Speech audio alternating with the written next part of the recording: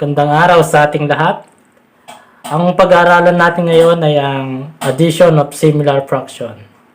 Kapag sinabi natin similar fraction, ito yung mga fraction with the same denominators. So, start na tayo. Example number 1. 3/8 plus 2/8. Ang first step na gagawin natin dito ay add the numerator. So, ito yung numerator niya.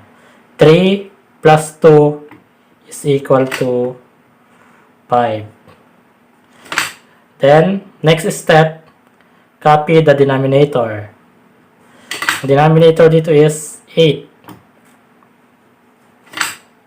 Then, simplify. In this case, in this example, hindi na natin siya kailangan simplify kasi yung 5/8 fraction is already simplified. Hindi na siya pwedeng i-reduce to lowest term. So, ito na yung final answer. 3/8 plus 2/8 is equal to 5/8. 4/10 plus 2/10. Ang first step na gagawin natin dito is add the numerator. 4 plus 2 is equal to 6. Step 2 is copy the denominator. Kopyahin lang natin yung denominator na 10. Then, simplify. Tignan mo tong fraction na ito, yung 6/10. 6/10 ay pwede pa natin siyang i-reduce to lowest term. Paano? Kukunin natin yung greatest common factor or GCF ng 6 and 10. Ang GCF ng 6 and 10 is 2. Kaya, yung 2 i-divide natin sa numerator. Then, i-divide rin natin siya sa denominator. 6 divided by 2 is equal to 3. 10 divided by 2 is equal to 5. So, ang final answer natin dito is 3/5. Subukan naman natin itong mixed fraction plus another mixed fraction. Kapag sinabi natin mixed fraction, ito yung combination of whole numbers, ito yung whole numbers, and fractions. Yan, mixed fractions to mixed fractions. Ang unang steps na gagawin natin dito, add lang natin yung mga whole number. Ito, 8 plus 6 is equal to 14. Next, add the numerator. 3 plus 2 is equal to 5. Copy the denominator, 15. Tignan mo yung 5 over 15. Pwede pa siyang i-reduce sa lowest term. Pwede natin siyang i-divide sa 5. Tapos 5 din sa denominator natin. 5 divided by 5 is equal to 1. 15 divided by 5 is equal to 3. Then, kopyahin lang natin yung whole number na 14. Ilalagay natin siya dito. Ito na yung final answer natin. Kung babasahin natin yan, 14 and 1/3. 5 over 11 plus 2 over 11 plus 3 over 11. Add natin yung numerator. 5 plus 2 plus 3 is equal to 10. Then, copy the denominator, 11. Hindi na natin siya pwedeng simplify. Ito na yung final answer. Example number 2. 6/12 plus 4/12. 6 plus 4 is equal to 10. Then, copy the denominator, 12. Ito naman, pwede pa natin simplify. Divide natin siya ng 2 sa numerator. Divide din tayo ng 2 sa denominator. 10 divided by 2 is equal to 5. 12 divided by 2 is equal to 6. Ito yung final answer natin, 5 over 6. Next. 8 and 3, 20 over 20 plus 2 and 7 over 20. Ang unang gagawin natin dyan, Add the whole number. 8 plus 2 is equal to 10. At the numerator, 3 plus 7 is equal to 10. Just copy the denominator, 20. 10 over 20, pwede pa natin siyang simplify. Pwede natin i-divide dito ng 10. Tapos 10 din dito sa denominator. 10 divided by 10 is equal to 1.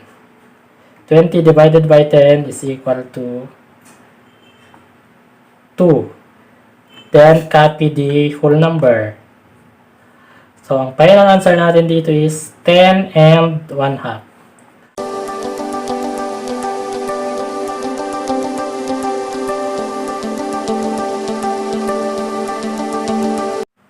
Ngayon naman, ang pag-aaralan naman natin ay ang addition of dissimilar fraction. Dissimilar fraction, kapag yung denominator nila ay hindi magkaparehas, ang tawag doon ay dissimilar fraction. So, sa pag-add ng dissimilar fraction, ang unang gagawin natin dito is kukunin natin yung LCM ng 18 and 6. So, kunin natin yung LCM ng 6 and 18 using listing method. Ang multiple ng 6 ay 6, 12, 18. Yung 18 naman, 18. So, yung LCM nila is 18. Yung LCM nila, gamitin nating least common denominator ng 18 and 6. Gagawa tayo dito ng dalawang fraction bar. Yung 18 na LCM, ilalagay natin dito. Ang susunod natin gagawin dito is, divide natin ito. 18 divided by 18 is 1. 1 times 6 is equal to 6. Ganun din sa kabila. 18 divided by 6 is equal to 3. Times the numerator, 3 is equal to 9. So, mapapansin natin, 6 over 18 plus 9 over 18, they are already similar fraction. Kaya ang gagawin natin dito is, add na natin yung numerator. 6 plus 9 is equal to 15. Then, copyin lang natin yung denominator na 18. 15, 18 ay pwede pa siyang i-reduce to lowest term. Divide natin dito ng 3. Mag-divide din tayo dito ng 3. Saan nakuha yung 3? Yung 3, ito yung GCF ng 15 and 18. 15 divided by 3 is equal to 5. 18 divided by 3 is equal to 6. So, ito na yung final answer natin. 5/6. 6 over 18 plus 3 over 6 is equal to 5/6. 2/8 plus 3/6. Kunin natin yung LCM ng 8 and 6. Pwede mong panoorin yung mga iba ko pang videos tungkol sa pagkuha ng LCM and GCF. So, yung LCM ng 8 and 6 is 24. Ilalagay natin dito is 24. Gagamitin natin siya as their LCD. 24 divided by 8 is equal to 3. Times 2 is equal to 6. 24 divided by 6 is equal to 4. Times 3 is equal to 12. Dahil parehas na silang similar fraction, add na natin yung kanilang numerator. 6 plus 12 is equal to 18. Kopyahin natin yung denominator na 24.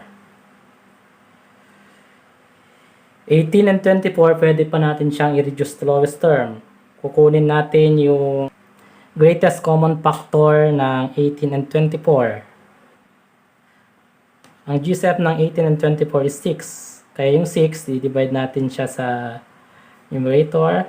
Divide rin natin siya sa denominator. 18 divided by 6 is equal to 3. 24 divided by 6 is equal to 4. Kaya ang answer natin dito is 3/4. May shortcut method ang pag-add ng dissimilar fraction. Kaya lang, applicable lang siya kapag yung denominator niya is co-prime numbers. In this case, in this example, 3 and 4, parehas silang co-prime numbers. Kaya pwede natin siyang gamitan ng shortcut method. Kung paano, ganito. Ang unang gagawin natin dito is cross-multiply natin yung numbers. 1 times 4 is equal to 4 plus 1 times 3 is equal to 3. Then, multiply natin yung 3 and 4, yung denominator nila. 3 times 4 is equal to 12. 4 plus 3 is equal to 7. Then, copy the denominator, 12. Ito na yung final answer natin dito. 2 and 1/3 plus 5 and 1/4. Ang unang gagawin natin dito is add natin yung mga whole numbers. 2 plus 5 is equal to 7. 1 times 4 is equal to 4. 1 times 3 is equal to 3. Then, yung denominator, i-multiply lang natin yung 3 tsaka 4, which is 12. 4 plus 3 is equal to 7. Copy natin yung denominator na 12. Tapos, lalagay natin siya dito. So, ito na yung final answer natin. 7 and 7/12. This example, pwede rin natin siyang gamitan ng shortcut method. 1 times 3 is 3 plus 1 times 2 is 2. Then, multiply natin yung denominator. 2 times 3 is equal to 6. 3 plus 2 is equal to 5. Then, copy the denominator, 6. This is now our final answer. Thank you for watching my videos. Sana ay mayroon ka na namang bagong natutunan. And see you on my next video.